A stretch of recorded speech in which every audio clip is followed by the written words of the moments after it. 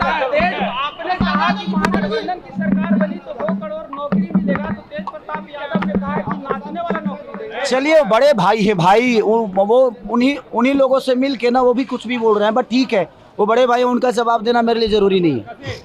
Sir, Pawan Singh लगातार आप पे सर तंज कस रहे हैं, पहले उन्होंने ये तंज कसा और अब निरहुआ भी बीच नहीं हट रहे, कह रहे हैं कि रवि किशन जी ने आईफा जीता है, आप उनको कहिए कि आईफा वो जीतेंगे। ग्रेजुएशन किया है उन्होंने ग्रेजुएशन किया है, उनसे पूछिए। देखिए, एक बात बताएं, मैं गरीब का बेटा हूं, मेरे पास औकात नहीं थी कि मैं ग्रेजुएशन कर सकूं। वो अमीर के बेटा थे, वो तो पीएचडी भी कर सकते हैं। मैं गरीब से पैदा हुआ हूं और मैं आप सबको बता दूं ना कि एनडीए के सारे नेताओं को मैं 4 दिन के अंदर पागल घोषित कर दूंगा। इनका भाषा नहीं देख रहे हैं, रेत कार पे आ गए हैं खेसारी को बोलने के लिए। मैं इनको रेतोकार नहीं करूंगा, क्योंकि मैं संस्कारिक बेटा हूं और संस्कारिक माँ बाप का बेटा हूं, तो मेरे अंदर कभी शालीनता ऐसी नहीं होगी। दिनेश लाल यादव निरहुआ आपको कह रहे हैं कि कोई ऐसा ठगा नहीं जिसको खेसारी ने ठगा नहीं, क्या ठगे हैं आप? अब पता नहीं, उन्हीं से पूछिएगा कि उनको कितना ठगा हूं मैं। सगा वो पूरे बिहार को ठगे हैं वो लोग, और मैं आज बात कर रहा हूं तो उनको बुरा लग रहा है, बट ठीक है, मैं रोजी रोजगार की बात कर रहा हूं, वो धर्म की बातें कर रहे हैं। मैं धर्म विरोधी कभी ना था, ना हूं, ना कभी रहूंगा। मैं जय श्री राम अभी बोल रहा हूं, जय श्री राम, बट जय श्री राम में मेरा ये बेरोजगारी छुपा है। भाई, मैं पूरी दुनिया से बोलवा दूं जय श्री राम, लेकिन इनको धर्म के आड़ में वोट लेना है, उसकी चर्चा ये हमेशा से धर्म के नाम, मंदिर मस्जिद के नाम। मैं धर्म विरोधी कभी नहीं रहा।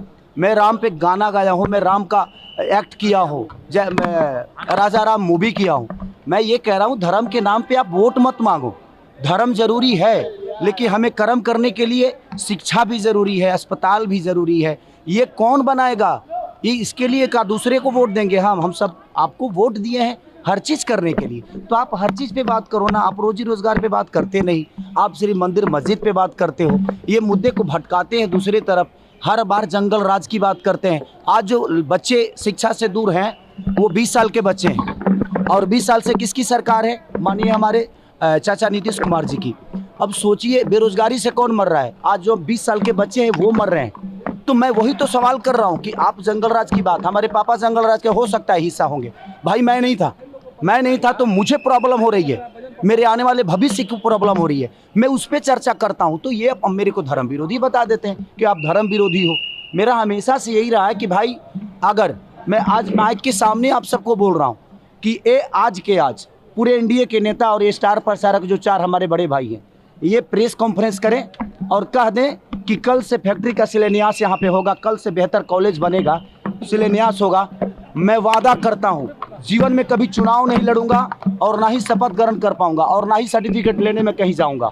और आजीवन अगर मेरे सर्टिफिकेट लेने में ही इनका छुपा हुआ है बेरोजगारी छुपा हुआ है, ये मुझे दोषी बना रहे हैं बेमतलब का, ये मुझे टारगेट कर रहे हैं। भाई, मुझे टारगेट मत करो।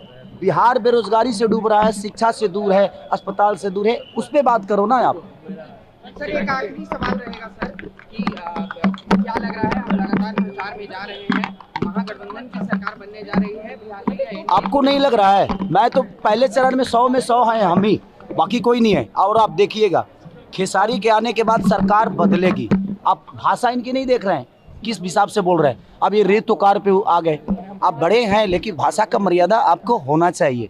तो मुझे लगता है कि ये सारे के सारे बौखलाए हुए हैं, ये पार्टी के हैं। सच पूछिए तो मैं तेजस्वी जी का छोटा भाई हूँ और हमेशा से उनका प्यार आशीर्वाद हमें मिला है। चलिए, वो कुछ भी, मैं क्या बोला कि उनकी भाषा की गरिमा देखिए कि वो बड़े भाई होकर और किस भाषा का इस्तेमाल कर रहे हैं। इसका मतलब नहीं लग रहा है। मैं क्या बोला, 4 दिन के अंदर इस सारों को पागल कर दूंगा, मैं सबको पागल घोषित करवा दूंगा। कोई बात नहीं, शायद मुसलमान हमारे देश के हिस्सा नहीं है, और अगर बेहतर बिहार के लिए मैं बात करता हूं तो यदुमुल्ला हूं, तो मुझे मंजूर है यदुमुल्ला होना। अगर शिक्षा की बात करता हूं और पलायन रोकने की बात करता हूं और ये मुझे यदुमुल्ला कहते हैं, मुझे मंजूर है यदुमुल्ला होना। मुझे कोई फ़र्क नहीं पड़ता कि मैं यदुमुल्ला हूं कि मैं क्या हूं।